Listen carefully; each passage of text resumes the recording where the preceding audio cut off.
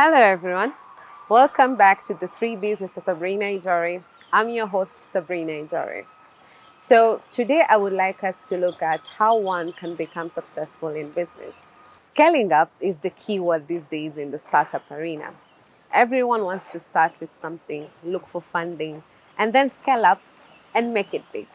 Yes, business needs to grow, but statistics show that 8 out of 10 entrepreneurs wind down within 1 year of starting out. This is not good news, and it conveys an alarming fact that 8 out of 10 entrepreneurs either plunge into debt or lose their hard-earned savings. Business schools, startup conferences, books, etc. teach you many concepts, but they are not matched to practical exposure. I want to give you an example of how a business can be started and scaled up from what I have observed from a roadside buttermilk seller. A year ago, this lady started a business with a pot, a stool, and a couple of cups. She was selling buttermilk in that earthen pot, all alone and on the roadside. I used to pass along that road every day and used to see her selling buttermilk in a cheerful way. She continued selling buttermilk for the next 10 months, and her one-pot buttermilk startup has become big. Now, she has a glass display unit with at least 10 types of juices. What is even more interesting is that she has employed a person in her shop, and there you go, a buttermilk pot turned into a variety juice bar. Isn't this what entrepreneurship is all about? Starting small, sustaining it for a while, and then growing it up by employing people? If the basics are so simple, why do few people go crazy about it and make a complete mess with their startups? I want to provide you with 2 secrets that will help you to decide on how to launch and sustain your business fast and then scale up. When you're starting a venture for the very first time, you don't have any brand value. You are just throwing your dice in the already crowded marketplace. And this is dominated by a lot of big players. In this context, we'll do well if you start your business in a very small way without losing much investment in infrastructure, staffing, etc.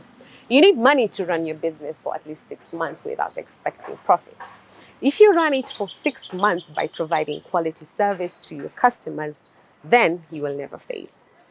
Don't get too carried away by those big brands setting up one branch after another in a huge way. They can afford to do it because they have the needed capital and would need to convince people to come their way, as they have already built up their brand presence. During the early days of your business, you need to learn each and everything related to it. And you should not expect an employee to do everything for you. You are the captain of your ship, and it is in your very hands to steer it to safety before expanding it out and employing people for management. Your presence during the initial days of starting up is the most vital cog for the success of your business. Once you have come to a point where your business generates money month on month and cannot satisfy your customer base with the present setup, you are forced to scale up. This is the real use case to scale up.